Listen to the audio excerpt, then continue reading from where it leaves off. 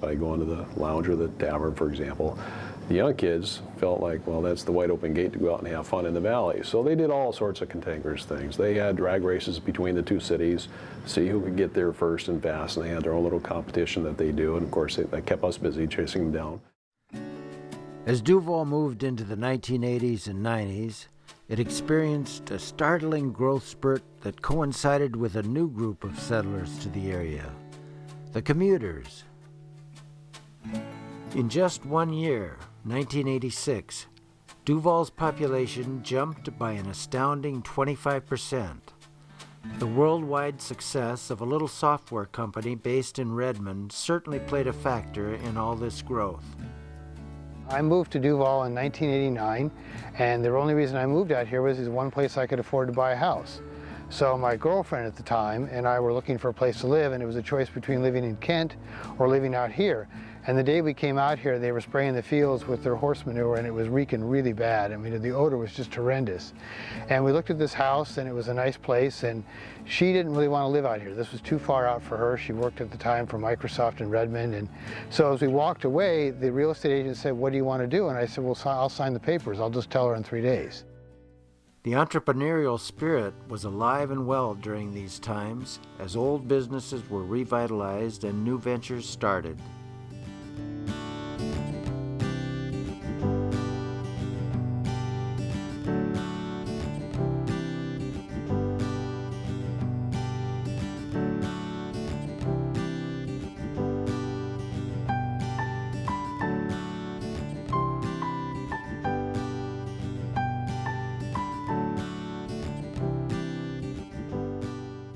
One of the historic anchors of downtown is the Duvall bookstore, owned and operated by Mike and Vicki Ullage for 37 years.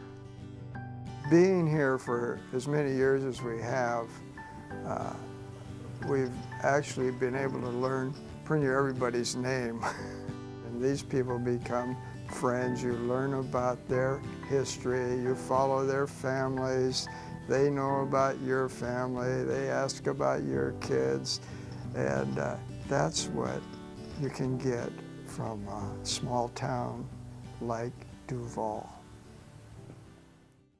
When contemplating his eventual retirement from the bookstore, Mike has one question. What are we going to do with all this junk when the day comes? That has been a question in the back of my mind for a long time. I can only hope that I die first. Not fair. Another business that has stood the test of time is everyone's favorite local Mexican restaurant, Ixtapa. The first time I remember I came to Duvall, it was Duvall Days. That's the first thing, and I really like it. We live in Bellevue, and we wanted to move to a small town. We start right here where I've been sitting. It used to be the pharmacy, Duvall drugstore. One of the yearly highlights of the Duvall Days Parade is Ixtapa's colorful and musical participation with singing, dancing, and of course the horses. So I started inviting people from friends I know, they have horses, and we do Duvall Days with the Ixtapa restaurant and walking horses and a mariachi band. And the secret of Ixtapa's success? Good salsa and warm chips. So as soon as you come in and taste my salsa and my warm chips and you like it, to start it, everything is good. The high school returning to Duvall was a banner event for the town as Cedar Crest opened its doors for the first time in 1993. One of the ongoing challenges for farmers and other valley residents is the tendency of the Snoqualmie River to rise over its banks and flood the valley.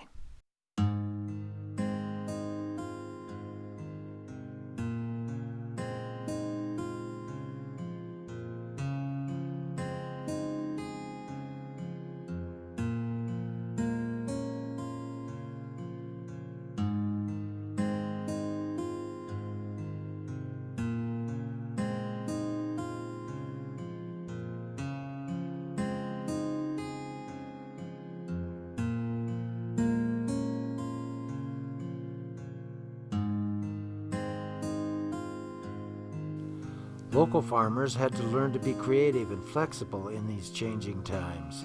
Well, we don't want to make hay anymore, and now if we can't sell our beef anymore, we thought, what are we going to do? And Ray said, maybe we'll grow pumpkins. I guess Now it seems to be the pumpkin craze. if you have a pile of lemons, I guess you better make lemonade. As Duvall greeted the new millennium, one of the more amazing examples of community involvement was the restoration and establishment of the Doherty House as a King County landmark in 2002. This historic house stands as a living link to Duvall's early history, thanks to the tireless efforts of so many volunteers with the Duvall Historical Society.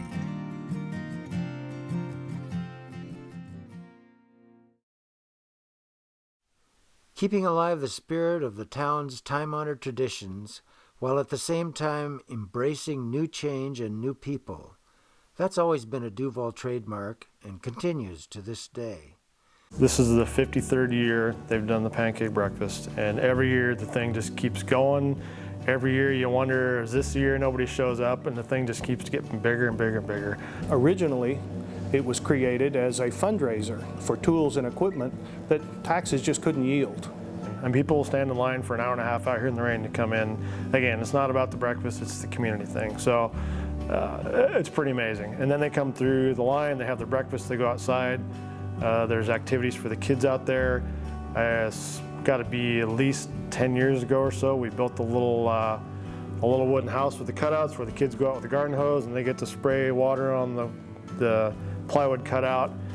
Who'd have thought? I mean, it's like the biggest attraction in the whole thing for the kids, and they just line up out there. So our guys really like the interaction with the kids especially, so it's a good deal.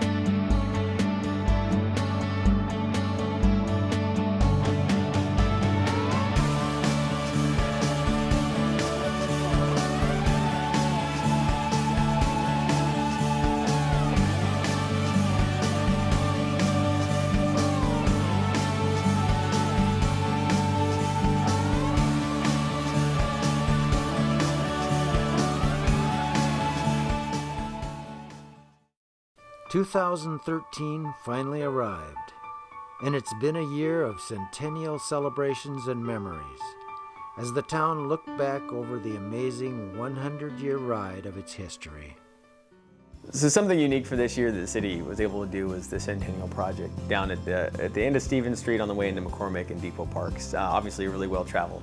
Something that was really fun, again, is it's reflective of our community. I mean, you see it was purposely done in design and through a visioning process with a bunch of citizens, Centennial Committee members, and you know, really just a good community-based project where we looked at from the bottom level how we wanted to design that project, what we wanted it to look like, and how we wanted to incorporate centennial celebrations into it. And so you see that in different sculptures that were selected by local artists and other artists as well.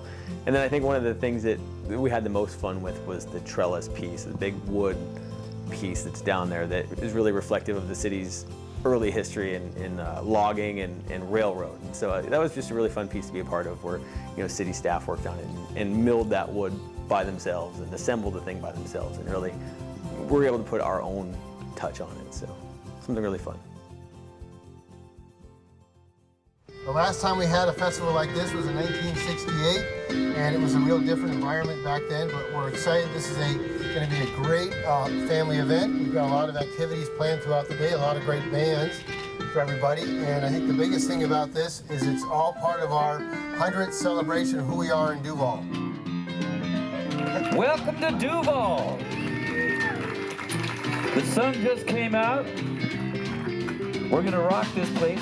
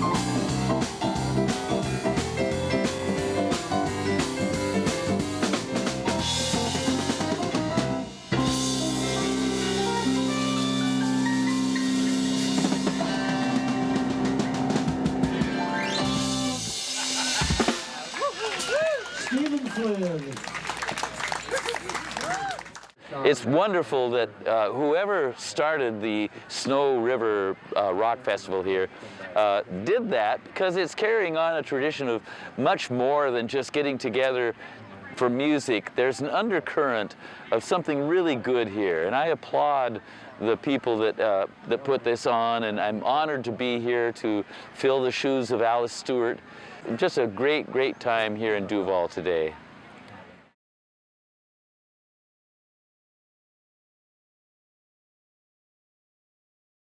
We were listening to Crab Radio, and they were broadcasting a demolition derby in England. And they had taken a piano, and they had these big axes, and they were chopping up the piano. And Gary and I said, well, where's the noise? Where's the sound? We've got to have sound, you know? We wanted to get all the sound, all the notes at once. Yeah, all the notes at once. That's what we were after. So we thought, well, how can we do that? Could we take a piano and like push it out of the second-story window or something? And then we got to thinking, well, maybe we could lift it up inside of a barn and drop it down. Or a church. Or we a tried church. a couple churches. Yeah, that's right. We tried a couple of churches. They wouldn't let us do it. So then we said, no way to do it is get a helicopter. So we rented a helicopter from a guy down at Old Boeing Field. And Larry had some property in Duvall. That's how we wound up Yeah, that's here. right. I had 3 acres in Duvall. We'll pick this thing up in a helicopter and drop it at my property. And we were doing this as a benefit for Crab Radio and the Helix newspaper. And I go down to the Boeing airport and get in a helicopter with this man. my wife takes me down, drops me off, and I take a hit of acid just before I get in the helicopter because I wanted to make sure I was good and high when this happened. So then we start flying out here, and we're coming over Redmond Ridge, and we see a long line of cars all the way across the valley, and the helicopter guy said, he said, it must be an awful nice day. There's a lot of people out here. Little did I know, but they were all going to my house. So when we finally got here, the helicopter guy is very nervous now because there's thousands of people on the ground. Oh, people are just pouring in. Yeah, yeah, like it's like a huge anthill. It's wonderful. The helicopter guy flies over and sits down on top of the piano, and he said, I can't do this. I said, what do you mean you can't do this? You know, I'm like freaking out, right? Because he's gonna screw up our entire day. So he said, well, all those people down there, you didn't tell me about all the people. And I said, don't worry about the people. He said, well, I can't just fly over them. And I said, when you fly over them, they're going to spread like the Red Sea. And he said, oh, yeah, sure. So we hook the piano into the bottom of him, and he takes off. And sure enough, as he lifts up and goes over the crowd, they just part like the Red Sea. Right. Like the Red Sea. Thank you. Right. But when he finally drops it, he completely misses this enormous wood pile that we wanted it to crash into. It landed right beside the wood pile. And by the time I'd gotten all the way down to where the piano was, there were a whole bunch of guys lifting it up and carrying pieces of it off. And the piano, it just went smuck. It didn't make a noise. Right, It just made this big spluck. It imploded. The piano drop seemed to be the predicator for Sky River Rock Festival, which is definitely the predicator for Woodstock. So we always figured we were the guys who kind of started Woodstock. Not being egomaniacs at all, you know. Well, they were all real muddy, you know. I guess that had something to do with it. So it's 7:45 on August 3rd, 2013. This piano is going to be hoisted up about 40, 50 feet, and it's going to come crashing on down, and it's going to be captured on film. Yeah, piano drop in Duvall 2013. Yee-hoo!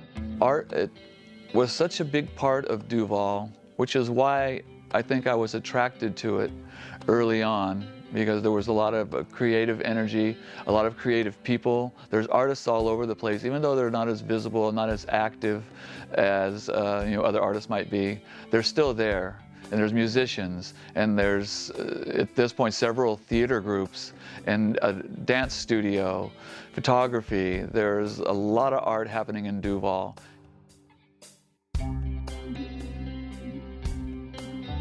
I feel really lucky to be at Cedar Crest High School during this era. I think we have really, really good, caring students. I'm thinking about a couple of clubs in particular. We have a Random Acts of Kindness Club, which I am a part of that club. And one of the things that we do is we clean the streets of Duvall. This one day I picked up our local newspaper, and in there was an article about the Cedar Crest High School Random Act of Kindness Club, and I thought, that is so cool. I wish that there had been a Random Acts of Kindness Club when I was in high school, because I really could have used it. So 1 week out of the year, for this will be our 8th year, we all come together and we support local businesses, and we come together and do Random Acts of Kindness in our community. And it's been a really great thing. And recently there was an awesome random act of kindness done by a local Duvallian, Austin Jenks. He is a singer, and he was on a very popular show recently, and he decided that he kind of wanted to give back to our little community, and so he planned a surprise concert here locally at the Riverview School District building. And when I walked in that room, it was packed with people, and the feeling was just incredible. And when Austin came out, he was just so genuinely humbled by everyone that had showed up to support him. How you guys doing tonight? Well, I always say this, and I can't not say it, so. My name is Austin Jenks, and I come from Duvall, Washington, and this is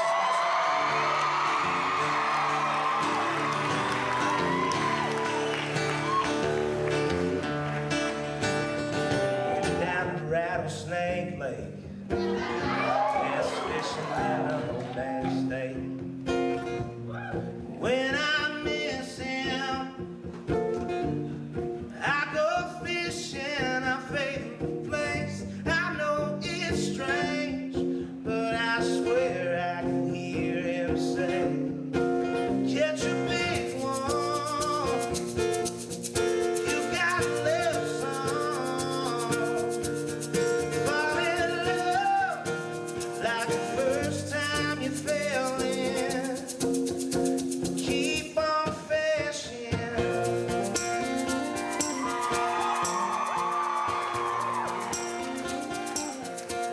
This town is an amazing place, and really the Snoqualmie Valley is a very, very, very special place. And yeah, it is.